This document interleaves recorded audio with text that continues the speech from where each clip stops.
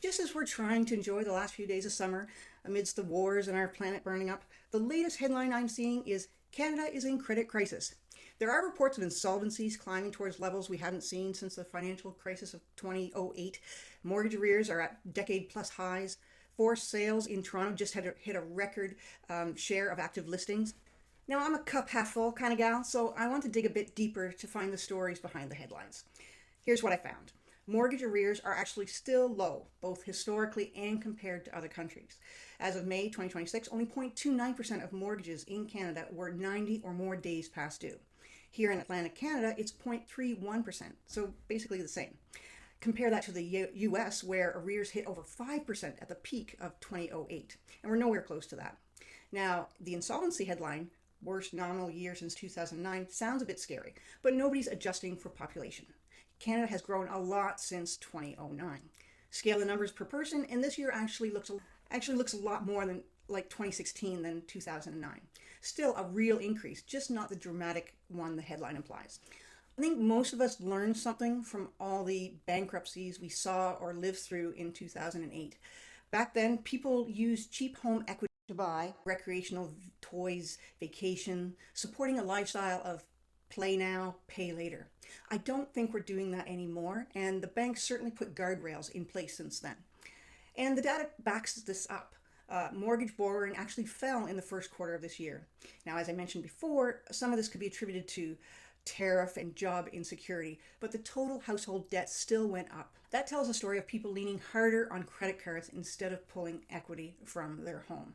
Not for vacations or toys this time, but for groceries, gas, bills, and basic needs.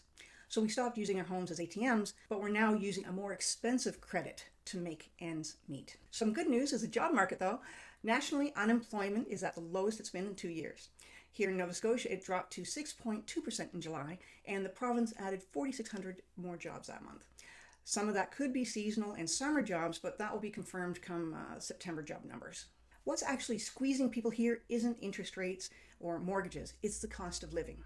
Consumer Price Index, CPI, is up 4%, but wages only grew 3.6%. That's why almost a third of Canadians now have side hustles. Now here's something I felt firsthand. For months, from last fall to early spring, our market felt like it was holding its breath. Between tariff and job uncertainty to wars and devastating weather events, both buyers and sellers took a step back, just paralyzed by the roller coaster headlines. Then, when the federal government announced over $2 billion in defense spending for Nova Scotia in March, you could feel a collective sigh of relief. 14 Greenwood alone saw listings jump 200 to 280% year over year after 2 very quiet posting years previously. Irving's shipbuilding destroyer contract is the largest defense procurement in Canadian history. This is real, sustained investment that will benefit Halifax and Greenwood areas for years to come. And the Irving shipbuilding destroyer contract was the largest defense procurement in Canadian history.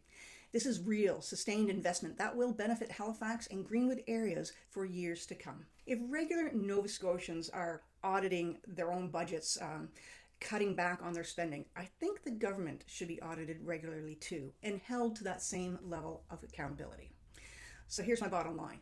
This isn't 2008, but the financial stress is just as real, and Nova Scotians are being stretched thin. There are glimmers of hope, from the defense investment to positive job numbers, but hopefully we'll see the light at the end of the tunnel long before that, before the elections in the South in 2028. This has been The Real Deal with Dawn.